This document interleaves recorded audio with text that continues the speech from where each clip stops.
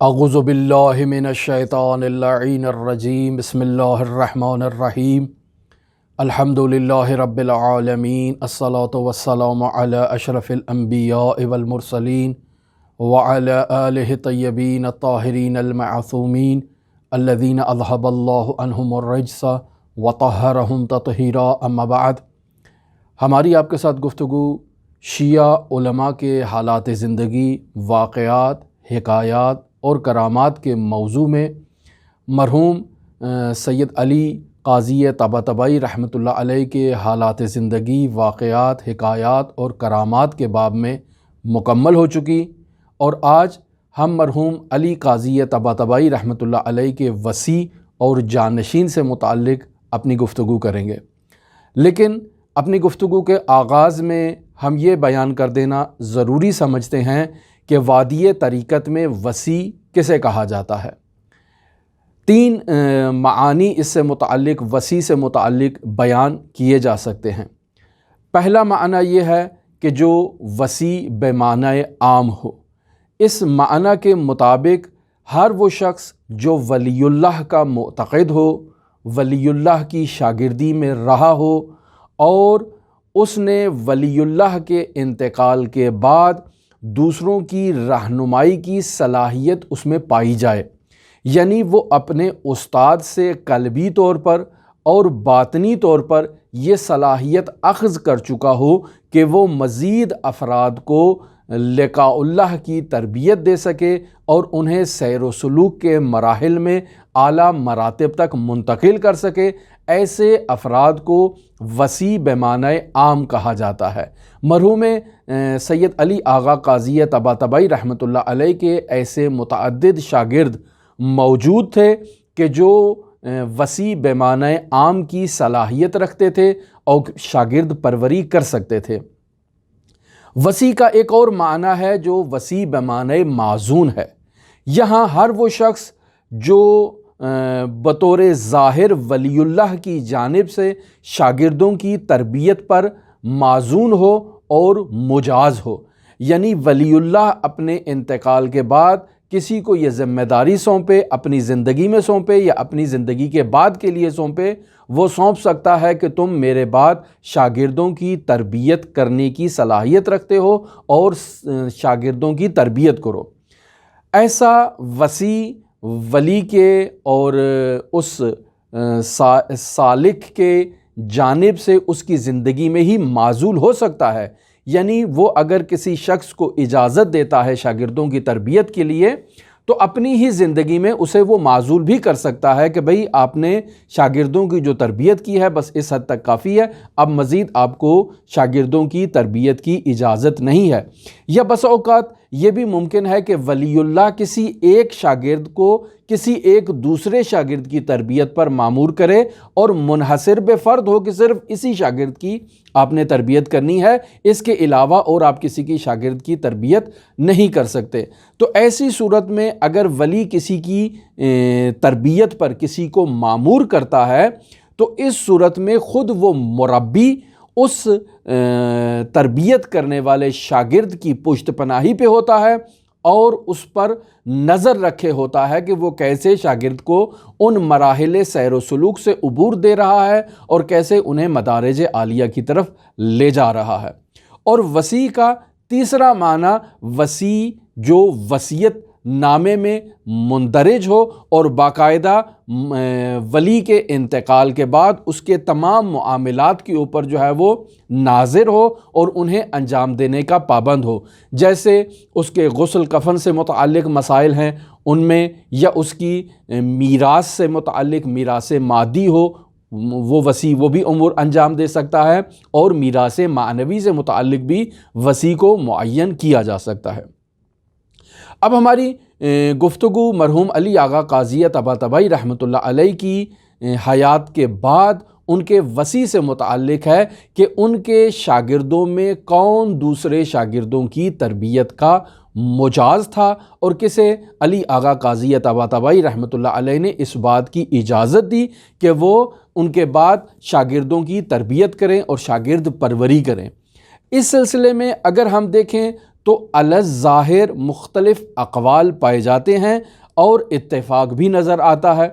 اقوال اس اعتبار سے ہیں کہ مختلف افراد نے مختلف افراد کو مرحوم علی آغا قاضیہ طباطبائی رحمۃ اللہ علیہ کا وسیع تصور کیا ہے۔ جیسے مرحوم علامہ سید محمد حسین طباطبائی رحمۃ اللہ علیہ کو بھی علی آغا قاضیہ طباطبائی کا جانشین بیان کیا گیا ہے آیت اللہ حسن زادہ آمولی کی جانب سے، وہ بھی نقل کرتے ہیں۔ اور اسی طرح مرحوم علی آغا بہجت جو آیت اللہ العظمیٰ شیخ محمد تقی بہجت فومنی رحمۃ اللہ علیہ کے فرزند ہیں، وہ بھی اپنے والد بزرگوار سے اس مطلب کو نقل کرتے ہیں کہ آیت اللہ بہجت یہ بات نقل کر رہے تھے کہ علی آغا قاضیہ طباطبائی نے اپنی زندگی میں اپنے درس کے اندر 3 مرتبہ تکرارن اس بات کی طرف اشارہ کیا کہ میرے بعد میرے داماد مرزا ابراہیم شریفی سیستانی میرے جانشین اور میرے وصی ہیں۔ اور پھر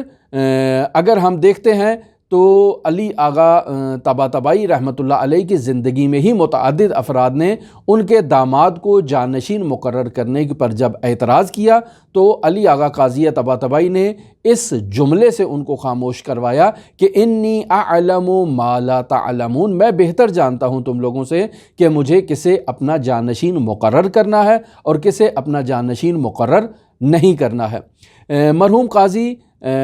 رحمۃ اللہ علیہ نے مرحوم علامہ سید محمد حسین طباطبائی رحمۃ اللہ علیہ کے بھائی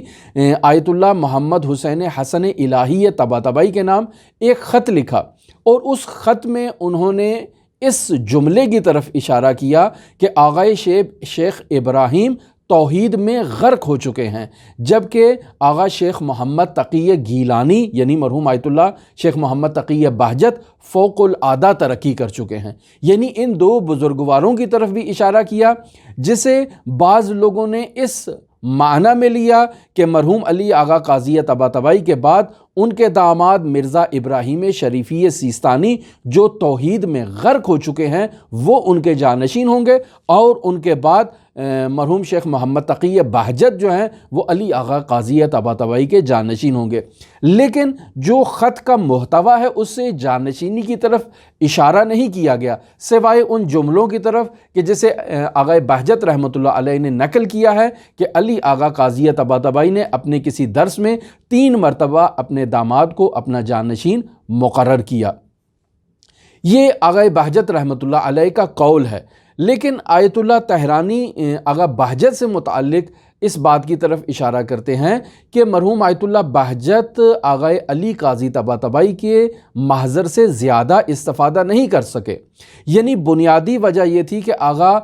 بہجت سیر و سلوک میں بہت ہی زیادہ صلاحیت رکھتے تھے، لیکن چونکہ وہ علی آغا سے استفادہ نہیں کر پائے، اگر استفادہ کرتے تو آغا بہجت قاضی ثانی ہوتے، اور ان کا استفادہ نہ کرنے کی بنیادی وجہ ان کے والد محترم کی طرف سے ممانعت تھی، جیسا ہم اپنی گزشتہ گفتگو میں اس مطلب کی طرف اشارہ کر چکے کہ جب آغا بہجت مرحوم علی آغا قاضی طباطبائی کی شاگردی میں گئے تو مختلف حسود افراد نے ان کے والد بزرگوار کو خط لکھا کہ آپ کا بیٹا صوفی گری کی طرف جا رہا ہے، جس کے نتیجے میں آغا بہجت کے والد بزرگوار نے انہیں منع کیا کہ آپ کو میری طرف سے اجازت نہیں ہے کہ آپ مستحبات پر عمل کریں۔ بعض لوگوں نے اس کی تفسیر یہ کی کہ شاید آغا بہجت کو ان کے والد بزرگوار کی طرف سے منع کیا گیا ہے کہ وہ آغا قاضی کے درس میں شریک نہ ہوں، لیکن خود مرحوم بہجت اس مسئلے کے بارے میں بیان کرتے ہیں کہ میں شیخ محمد حسین اصفہانی جو معروف تھے کومپانی کے عنوان سے، میں ان کے درس میں شریک ہوا کرتا تھا اور ان کا درس نہایت ہی مرتب اور منظم انداز میں منعقد ہوتا تھا، جبکہ علی آغا قاضیہ طباطبائی کا درس عین اسی وقت جب آغا محمد حسین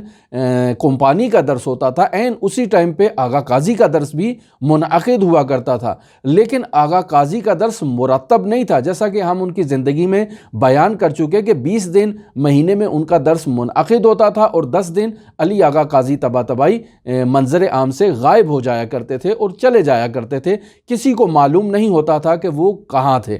لہٰذا چونکہ ان کا درس مرتب اور منظم نہیں ہوا کرتا تھا، اور اس طرف سے شیخ محمد حسین اصفہانی کا درس نہایت ہی منظم اور مرتب تھا، لہٰذا میں نے یہ ترجیح دی کہ میں شیخ محمد حسین اصفہانی کے درس سے استفادہ کروں، علی آغا قاضی کے درس میں شریک نہ ہوں۔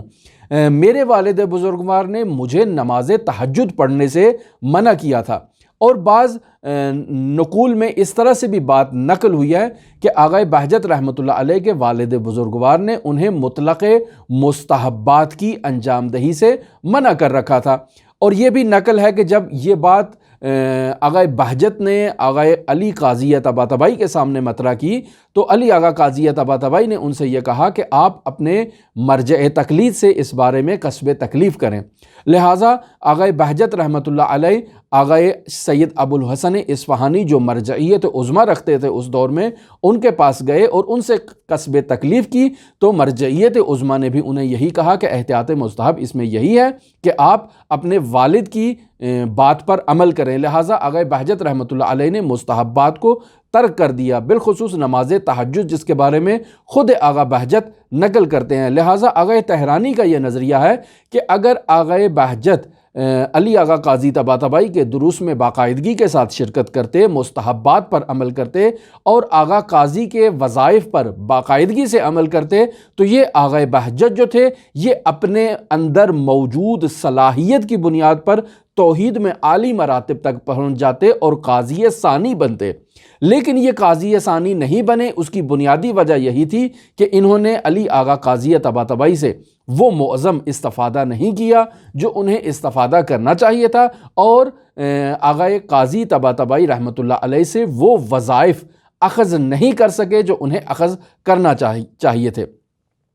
لیکن خود آغا بہجت اس مطلب کے بارے میں بیان کرتے ہیں کہ جب میں آخری مرتبہ آغا قاضی کے پاس گیا تو آغا قاضی نے جو میرے سے گفتگو کی اور جو انداز ملاقات تھا، اس سے میں یہ بات بھانپ گیا کہ میری یہ آغا قاضی سے آخری ملاقات ہے، اور اسی ملاقات میں انہوں نے مجھے بہت سے ایسے اسرار اور بہت سے ایسی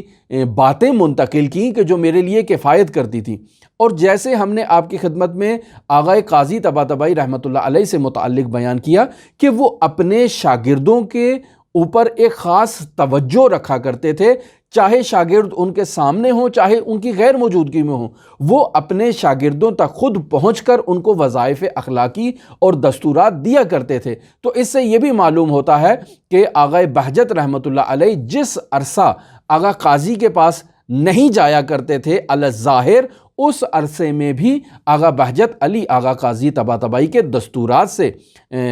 خالی نہیں تھے، اور ان کے دستورات پر باقاعدگی سے وہ عمل کیا کرتے تھے اور ان سے وہ رابطے میں تھے۔ لیکن خود مرحوم علی آغا قاضی طباطبائی رحمۃ اللہ علیہ کا جو آخری وصیت نامہ جو انہوں نے اپنے انتقال سے 1 سال پہلے تحریر کیا، اس وصیت نامے میں باقاعدہ انہوں نے اس جملے کو درج کیا ہے کہ طریقت میں میرا وصی شیخ عباس مجتہد کوچانی ہوگا۔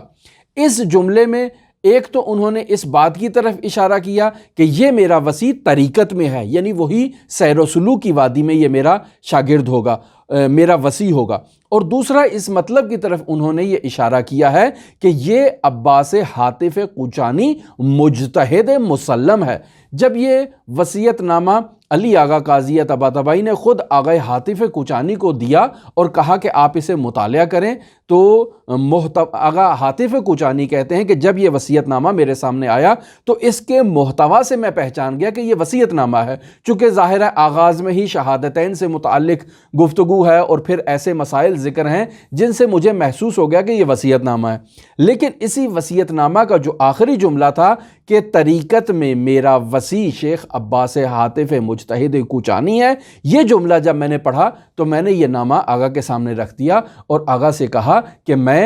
خالی ہاتھوں کے ساتھ کسی کی کیا تربیت کر سکتا ہوں اور کسی کی کیا رہنمائی کر سکتا ہوں۔ تو علی آغا قاضی طباطبائی نے یہاں پر کوئی جملہ نہیں کہا اور خاموش رہے۔ بعض لوگ اس بات کی طرف بھی اشارہ کرتے ہیں کہ مرحوم علی آغا قاضی طباطبائی رحمۃ اللہ علیہ کے وصی ان کے شاگرد سید ہاشم حداد تھے کہ جنہوں نے 28 سال مرحوم علی آغا قاضی طباطبائی رحمۃ اللہ علیہ سے استفادہ کیا۔ اگر ہم ان تمام افراد کو دیکھ لیں تو یہ وہ تمام افراد علی آغا قاضی طباطبائی رحمۃ اللہ علیہ کی زندگی سے استفادہ کر چکے ہیں، ان کی شاگردی میں رہ چکے ہیں، ان کے سیر و سلوک کے طریقہ کار سے آگاہ ہیں، اور یہ ضروری نہیں ہے کہ ان کو باقاعدگی کے ساتھ علی آغا قاضی طباطبائی رحمۃ اللہ علیہ نے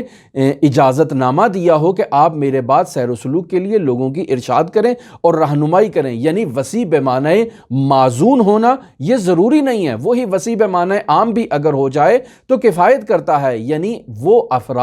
جو سیر و سلوک کی وادی میں اپنے استاد کے محضر میں گئے ہوں، استاد سے انہوں نے استفادہ کیا ہو، اور استاد نے قلبی طور پر اور باطنی طور پر ان میں یہ صلاحیت پیدا کر دی ہو کہ وہ آگے شاگردوں کی پرورش کر سکیں اور شاگردوں کی تربیت کر سکیں۔ اگر اس حد تک بھی وسیع کو لے لیا جائے تو میں سمجھتا ہوں یہ تمام شخصیات جن کے ہم نے نام لیے ہیں، انہوں نے آگے بہترین انداز میں شاگردوں کی پرورش کی، ان کو سیر و سلوک کی طرف رہنمائی کی، اور انہیں مدارج عالیہ طے کرنے کے اسلوب اور قوانین سے آگاہ کر دیا ہے۔ لہٰذا اگر وسیع بمعنی عام لیا جائے تو یہ تمام افراد مرحوم علی آغا قاضی طباطبائی رحمۃ اللہ علیہ کے وسیع مقرر ہوئے، اور اگر وسیع بمعنی معزون یا وسیع بمعنی وصیت نامے والا وسیع قرار دیا جائے تو اس اعتبار سے شیخ عباس حاتف کوچانی رحمۃ اللہ علیہ مرحوم علی آغا قاضی طباطبائی رحمۃ اللہ علیہ کے وسیع تھے۔ لہٰذا ہماری آج کی آپ کی گفتگو علی آغا قاضی طباطبائی کے وسیع کے بارے میں تھی۔ ہم اپنی اگلی گفتگو آپ کے ساتھ شیخ عباس حاتف کوچانی رحمۃ اللہ علیہ کے حالات زندگی بیان کرنے میں صرف کریں گے، اور اس کے بعد ہم باقی شخصیات کے حالات زندگی آپ کے ساتھ شیئر کریں گے۔ اگر آپ دلچسپی رکھتے ہوں تو ہمارے ساتھ رہ سکتے ہیں۔ اللہم صلی علی محمد و آل محمد وعجل فرج قائم آل محمد۔